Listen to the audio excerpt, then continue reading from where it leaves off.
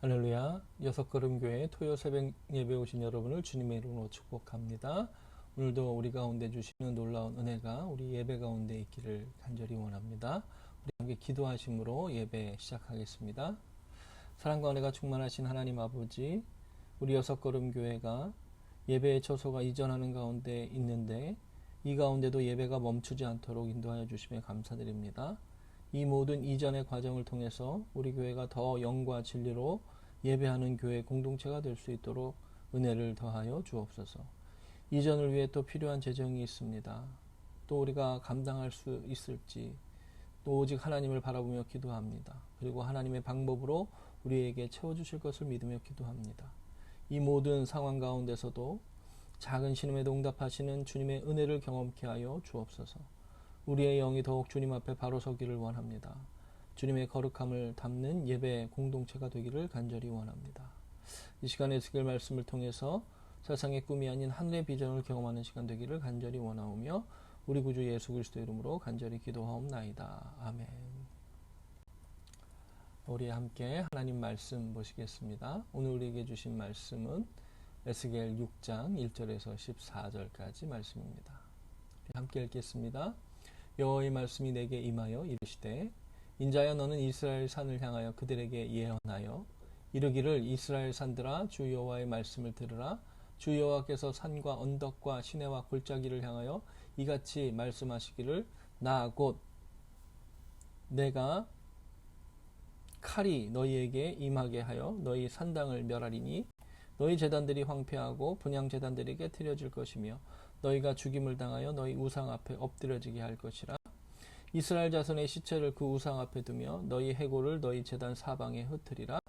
내가 너희가 거주하는 모든 성읍이 사막이 되게 하며 산당을 황폐하게 하리니 이는 너희 제단이 깨어지고 황폐하며 너희 우상들이 깨어져 없어지며 너희 분향 제단들이 찍히며 너희가 만든 것이 폐하여지며 또 너희가 죽임을 당하여 엎드려지게 하여 내가 여호와인 줄을 너희가 알게 하려 함이라.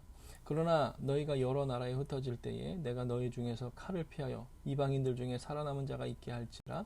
너희 중에서 살아남은 자가 사로잡혀 이방인들 중에 있어서 나를 기억하되 그들이 음란한 마음으로 나를 떠나고 음란한 눈으로 우상을 섬겨 나를 근심하게 한 것을 기억하고 스스로 한탄하리니 이는 그 모든 가증한 일로 악을 행하였음이니라. 그때에야 그들이 나를 여호와인 줄 알리라. 내가 이런 재앙을 그들에게 내리겠다 한 말이 헛되지 아니하니라. 주 여호와께서 이같이 이르시되 너는 손뼉을 치고 발을 구르며 말할지어다.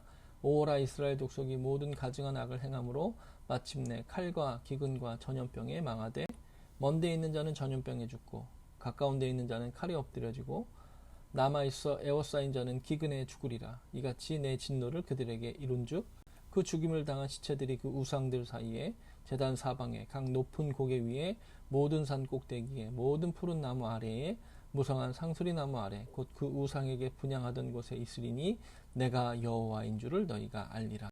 내가 손을 그들 위에 펴서 그가 사는 온 땅 곧 광야에서부터 디블라까지 황량하고 황폐하게 하리니 내가 여호와인 줄을 그들이 알리라.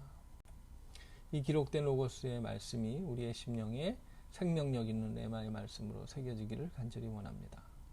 하나님의 음성으로 우리의 심령에 새겨지기를 원합니다. 아멘. 하나님께서는요, 여러 선지자들을 통해서 이스라엘 백성들에게 말씀을 전하십니다. 그리고 그 뜻은 분명하지요. 지금 심판을 당하는 것이다. 너희의 죄로 인해서 심판을 당하게 될 것이다. 말씀하십니다. 그 기간에 대해서 분명하게 예레미야에게 말씀하시는데 예레미야 29장 10절 말씀입니다. 여호와께서 이와 같이 말씀하시니라. 바벨론에서 70년이 차면 내가 너희를 돌보고 나의 선한 말을 너희에게 성취하여 너희를 이곳으로 돌아오게 하리라. 하나님께서는 당신께서 보내신 선지자들을 통해서 분명하게 말씀하셨습니다. 바벨론 포로로 잡혀간 것은 하나님의 심판이라고 하는 것이죠. 이게 무슨 잠깐 어떻게 잘못돼서 이렇게 된 것이 아니라 분명한 하나님의 계획과 심판이다. 그 징계는 그리고 분명한 기간이 있다라고 말씀하십니다. 그 기간은 70년입니다. 여러분 여전히 하나님의 사랑이 유효합니다. 버린 게 아니에요. 이스라엘 백성들을 버렸다라고 하신 게 아니에요. 그 사랑은 유효하지만 그 심판이 엄중할 것이고 이스라엘 백성들이 그것에 대해서 깨달아야 되는 기간이 있다는 겁니다. 그 벌이 진행되는 동안 자신들의 잘못을 뉘우치면서 자신들을 돌아보는 시간을 가지고 영적으로 깨어 일어나는 시간이 되어야 된다라고 말씀하시는 것이죠. 그 기간이 70년이라고 분명하게 말씀하십니다. 그 기간을요, 견뎌야 되는 것이죠. 우리는 견뎌야 됩니다.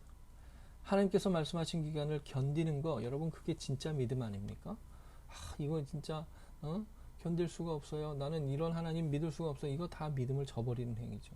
그 기간을 견뎌내는 게 진짜 믿음입니다. 그런데 당시 거짓 선지자들이 뭐라고 했습니까? 여전히 하나님의 뜻을 깨닫지 못하고요. 금방 돌아갈 것이다. 하나님 우리 버리지 않으셨다. 금방 돌아가게 될 것이다. 계속 그렇게 거짓말만 했다는 것입니다. 이 백성들이 듣기 좋아하는 말이었거든요. 백성들이 그 소리에 환호하고 그 소리에 연호하고 그 소리를 듣기 좋아하고 듣기 쓴소리하는 에스겔 선지자, 예레미야 선지자 학대하고 박해하고 그랬다는 것이죠. 진짜 하나님께서 주신 음성을 못 들었다 하더라도요. 정말 제사장이라고 하는 사람들, 하나님을 섬기는 사람들 아닙니까?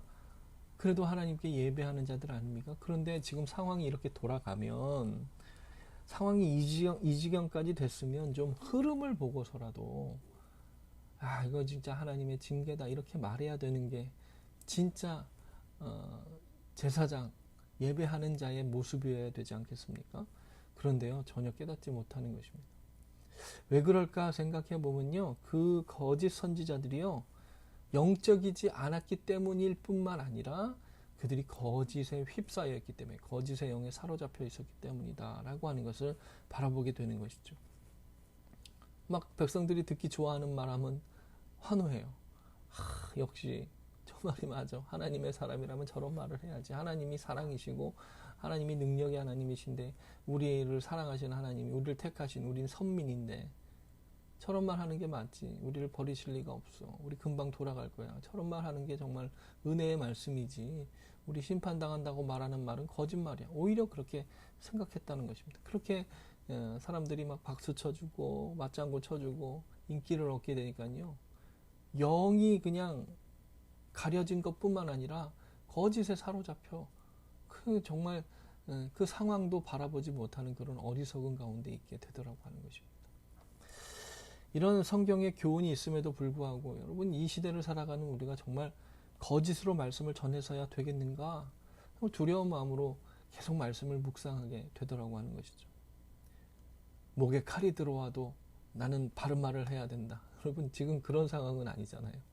누가 우리 말씀 전한다고 목에 칼을 들이대는 그런 시대는 아니잖아요.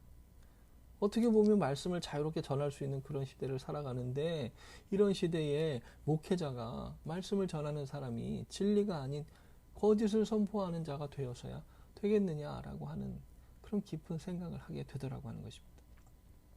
그런데도 진리를 전하지 못하게 되는 이유가 있다면 그것은 무엇일까요? 결국 거짓의 영에 사로잡혀 있기 때문이 아닌가라고 하는 것입니다. 그런 거짓에 현혹되지 않기 위해서 우리가 말씀을 깨어서 계속 보고 깊이 묵상하고 기도하고 우리의 영이 성령의 조명하심을 받기를 간절히 사모하며 기도할 수 있어야 된다라고 하는 것입니다. 그렇게 사모하며 기도하는 저와 여러분 되기를 간절히 소원합니다. 이스라엘은요 분명히 심판당하게 될 것이고 그 기간은 70년일 것이다. 그게 하나님 말씀이에요. 그리고 그 심판의 가장 큰 원인이 무엇인가에 대해서 오늘 말씀이 주된 맥락으로 우리에게 말씀을 주는데요. 이스라엘 백성들이 하나님이 아닌 우상을 섬겼기 때문이다 라고 하는 것입니다. 지금 이스라엘 백성들은요 자꾸 신도 아닌 우상을 섬기면서 절하면서 거기에다 복을 달라고 하는 거예요. 처음에는 그랬을 수도 있을 것 같아요. 하나님도 섬기고 또 우상도 섬기고 우리가 이제 좋다는 거 다 섬기는 게 좋지 않느냐. 처음에는 어쩌면 그랬을 수도 있겠죠. 하나님께 비중을 더 두고 하나님의 절기도 지키다가 이방의 우상의 절기도 지키다가 그렇게 했는지도 모르겠어요. 그런데 이게 어떻게 됩니까? 점점 더 우상 쪽으로 치우치게 되는 것이죠. 하나님께 예배하는 것조차 우상들에게 예배하듯이 하게 되더라고 하는 것입니다. 하나님을 의지하지 않고 다른 것을 의지할 때 대부분요 다 그렇게 변질되더라고 하는 거예요. 하나님도 섬기고 다른 것도 섬기면 좋지, 좋은 거 다 섬기면 좋지? 아니요. 그런데 이게 바로 오늘 말씀해 보니까 이게 영적인 간음이고 음란이다라고 분명하게 말씀하고 계시다라고 하는 거예요. 나중에 그런 신앙은 어떻게 됩니까? 하나님을 온데간데 없어요. 오직 우상을 섬기는, 우상만 섬기게 되는 그런 모습이 된 거죠. 이름만 하나님을 갖다 놓지 우상을 섬기는 방법과 똑같이 하게 되고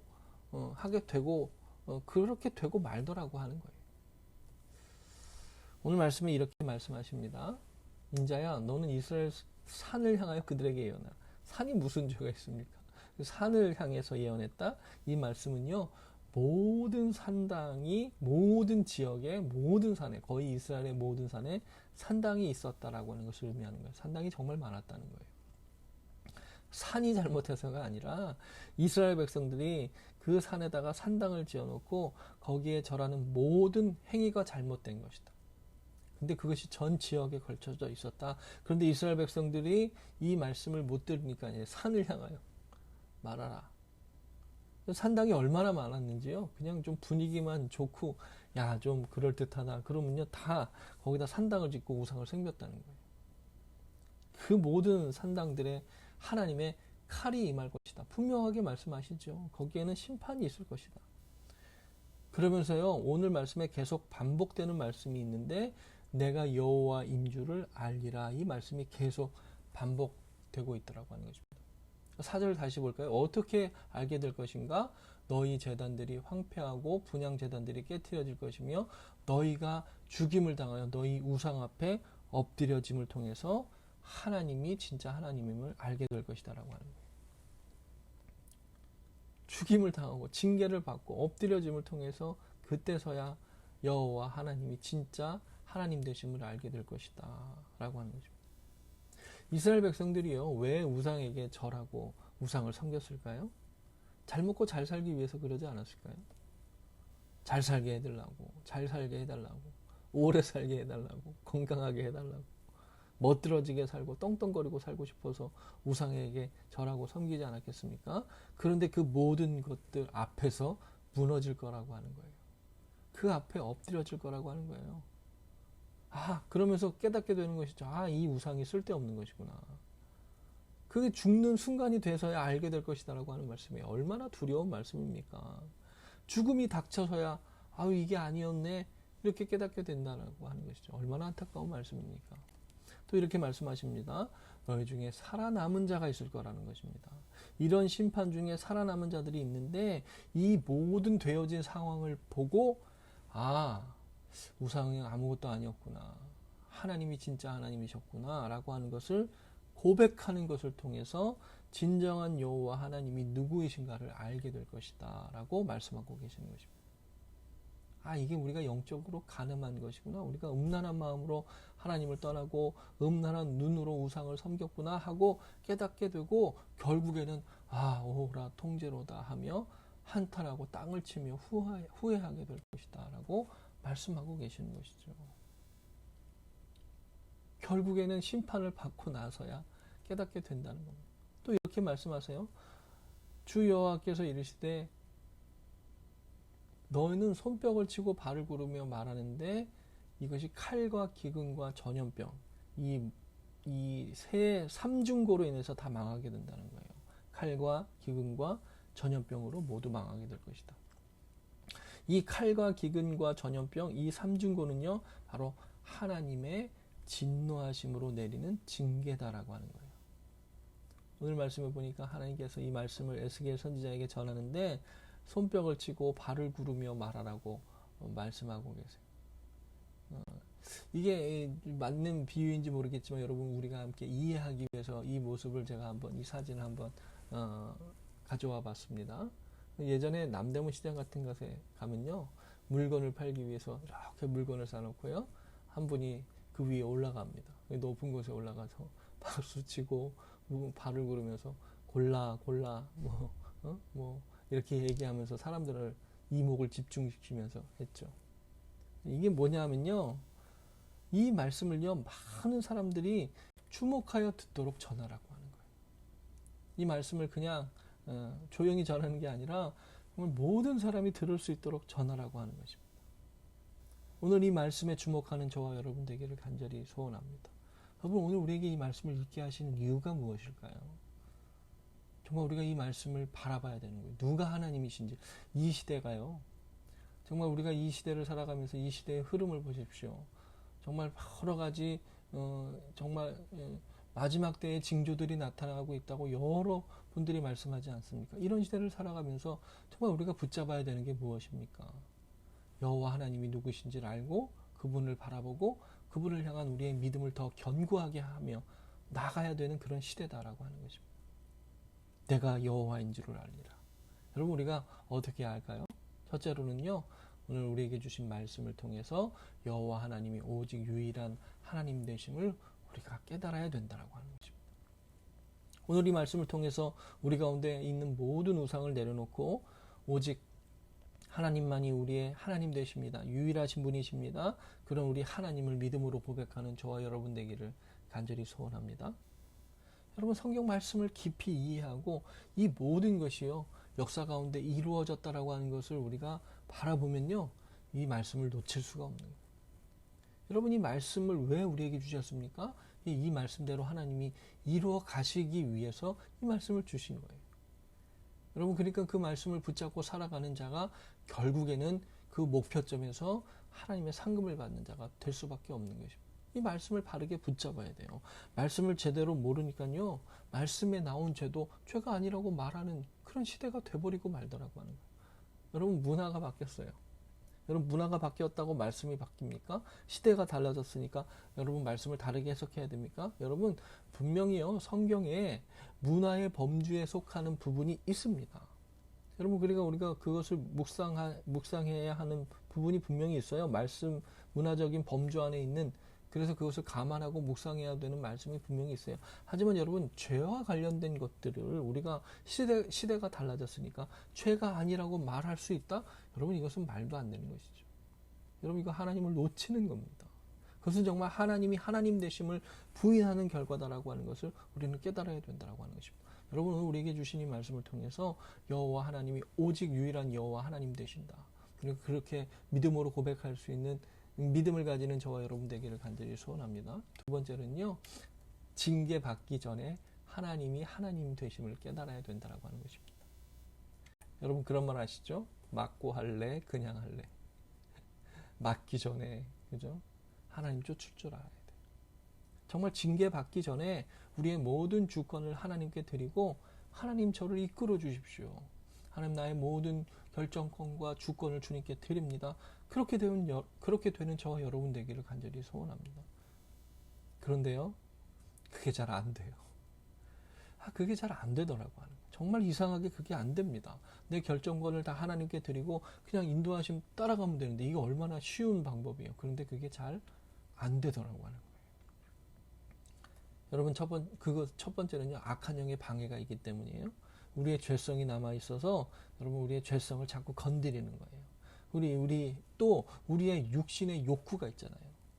그러니까 그런 욕구 때문에 우리의 모든 결정권을 하나님께 드립니다. 그게 잘 안 돼요.